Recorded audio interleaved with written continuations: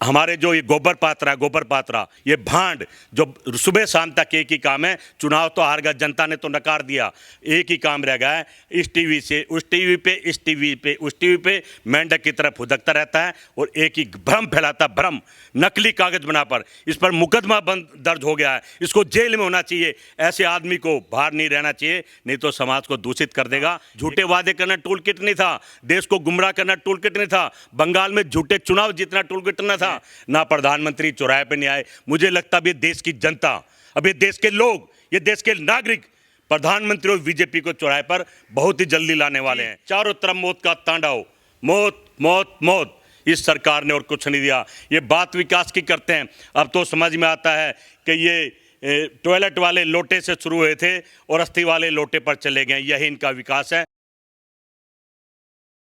देखिए सही बात तो है, ये जो भारतीय जनता पार्टी का भांड है, भारतीय जनता पार्टी का जो भांड है सम्मिट पात्रा, ये गांव में भांड होता है, उसका काम होता है कि झूठी झूठी अफवाहें, खबर फैलाना, दूर दूर भेजाना, वो एक काम कर रहा है।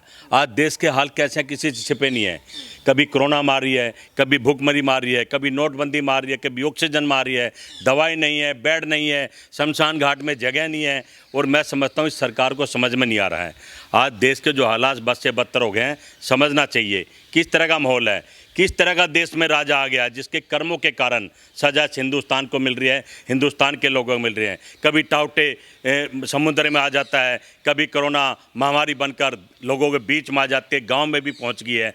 ये लोग समझ नहीं पा रहे हैं, ये झूठ बोल रहे हैं, जोर जोर की बोल रहे हैं। जैसा इनका नेता कहता है, झूठ बोलो, जोर जोर की बोलो। ऐसे भांड को रोकना बहुत ज़रूरी है। ये नकली कागज़, नकली अफवाह फैलाते हैं, गंदे गंदे लोगों में बातें पहुंचाते हैं, कांग्रेस को बदनाम करना चाहते हैं, राहुल गांधी को बदनाम करना चाहते हैं। राहुल गांधी देश का सच्चा सिपाही है, इसके परिवार की शहादत को याद करिए, इसके परिवार के योगदान को याद करिए, तो देश बना ही इनके परिवार से है। पर आज जैसे देश के हालात हैं, किसी छिपे नहीं है, ये कुछ ना कुछ ऐसा अवंडर मचाते हैं। अब ये कोरोना जारी है तो ब्लैक फिंगर आ गया है, ब्लैक फिंगर चला जाए कुछ और बीमारी आ जाएगी, दवाइयाँ नहीं है, हॉस्पिटल नहीं है, उस पर चर्चा नहीं करेंगे, उस पर काम नहीं करेंगे। अभी छोटा वो केजरीवाल दिल्ली वाला और ये देश का मुखिया, दोनों जैसे थोड़े बहुत कम हुए तो अब कह देंगे हमने कराया, हमने कराया, हमने कराया। ऐसे झूठ बोल देंगे, गुमराह करेंगे। देश की अंदर किस जो स्थिति है, देश जो मर रहा है, देश के लोग जो मर रहे हैं, जो सुबह है शाम नहीं है, शाम है दोपहर नहीं है, रात को नहीं है, किसी का पता नहीं। सुबह उठो तो एक ही खबर मिलती है, आज वो नहीं है, आज ये चला गया। हम दुखी हो गए हैं ये टेलीविज़न देख के, ये गोदी मीडिया देख के, ये समाचार देखकर। एक ही चीज़, चारों तरफ मौत का तांडव, मौत मौत मौत, इस सरकार ने और कुछ नहीं दिया। ये बात विकास की करते हैं, अब तो समझ में आता है कि ये टॉयलेट वाले लोटे से शुरू हुए थे और अस्थि वाले लोटे पर चले गए, यही इनका विकास है। मैं समझता हूँ इस विकास से भगवान बचाए। ये देश की जनता विकास नहीं चाहती है, ये वही बुरे दिन चाहती है जब ये खुशहाल थे, आत्मनिर्भर थे, अपने बच्चों को पढ़ाते थे, अपने बच्चों को खिलाते थे, अपनी मेहनत की कमाई से रात को चैन से सोते थे। आज तो सोना भी नहीं है, पता नहीं सुबह कौन रहेगा कौन नहीं रहेगा। कंट्रोल से बाहर स्थिति हो गई है, किसी के कंट्रोल में नहीं है। ये झूठे हैं, झूठे मुकदमा दर्ज करते हैं, काम करने वालों को बंद करते हैं, जो सबकी मदद करे उसको बंद करते हैं। ये कहीं ना कहीं राक्षस के रूप में उतर गए इस धरती पर। अब इस राक्षस से कौन बचाएगा? कलयुग, सतयुग में तो श्री कृष्ण भगवान आगे थे और इस युग में पता नहीं कौन आएगा इस भारत की जनता को बचाने के लिए। भगवान इनकी बुद्धि को ठीक करे, इनकी नीयत को ठीक करे, इनकी सोच को ठीक करे। इनके लिए सत्ता ही सब कुछ है, इनके लिए राजनीति ही सब कुछ है, देश और देश की जनता कुछ नहीं। लेकिन जगदीश शर्मा जी, बार बार प्रधानमंत्री नरेंद्र मोदी जो है आत्मनिर्भर की जो है एक अभियान चलाते हैं, कैसे देखते हैं इस आत्मनिर्भर को इस मौके पर? देखिए सच बात तो है कि हमारे प्रधानमंत्री ने कहा कि आत्मनिर्भर बनो, आत्मनिर्भर बनो, आत्मनिर्भर बनो। ये देश की जनता समझ ही नहीं पाई।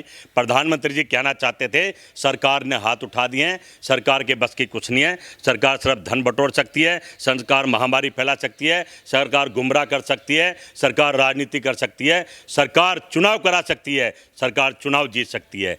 आत्मनिर्भर का मतलब यह है कि आज देश के लोग आत्मनिर्भर तो बन गए हैं, सिलेंडर अपने आप ले जा रहे हैं, हॉस्पिटल अपने आप जा रहे हैं, ना वैन है ना एम्बुलेंस है, दवाई अपने आप खरीद रहे हैं, दवाई है नहीं है, देसी जुगाड़ कर रहे हैं, पीपल के नीचे ऑक्सीजन लेके बैठे हैं, रिक्शाओं पर डेड बॉडियां ले जा रहे हैं। तो आत्मनिर्भर तो बना दिया इन्होंने, कहते रहे प्रधानमंत्री जी आत्मनिर्भर बनो, अब लोग आत्मनिर्भर हैं।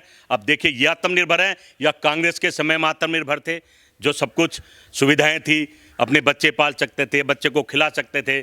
आज के आत्मनिर्भर में और कांग्रेस के आत्मनिर्भर में दिन रात का फर्क है। अच्छा, ऐसे हालात में जो है ना तो पढ़ाई बची है ना ही नौकरी बची है, तो ऐसे हालात में जो है जो नए युवा हैं वो कैसे देखते हैं इस नई दुनिया को, नए भारत? देखिए युवा तो भीख मांगने के कगार पे आ गए। जो पढ़े लिखे, बीए पढ़े, एमए पढ़े, नौकरी तो नहीं, वो सिक्योरिटी गार्ड की नौकरी करने को भी तैयार है, झाड़ू पोछा भी करने को तैयार है, हलवाई की दुकान पे काम करने को भी तैयार है, मजदूरी करने को तैयार है, क्योंकि बच्चे पालने, अपने बच्चों का पेट पालना है, अपने घर परिवार के लिए कुछ खाना ले जाना, दवाई ले जानी है।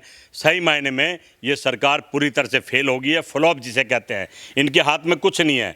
अब तो भगवान ही हमें बचाएंगे, पता नहीं किस रूप में आएंगे। भगवान पे हम सब निर्भर है, कोई आत्मनिर्भर नहीं है। बेरोजगारी बढ़ गई है, हाहाकार मचा है। नोटबंदी में कहा था प्रधानमंत्री ने 50-60 दिन दे दो, आज तो 7 साल दे दिए हैं, ना प्रधानमंत्री चौराहे पे नहीं आए। मुझे लगता है अब ये देश की जनता, अब ये देश के लोग, ये देश के नागरिक प्रधानमंत्री और बीजेपी को चौराहे पर बहुत ही जल्दी लाने वाले हैं, उनको सबक सिखाने वाले हैं, क्योंकि हालात अब किसी के कंट्रोल में नहीं है, बस ये बदतर हो गए हैं। एक से एक बढ़ के बीमारी आ रही है। ऐसा कब आता है जब एक दुष्ट, एक क्रुष्ट आत्मा का साया देश पर पड़ जाए, और मैं समझता हूँ वो पड़ गया है। दूसरी टूल किट की बात करते हैं।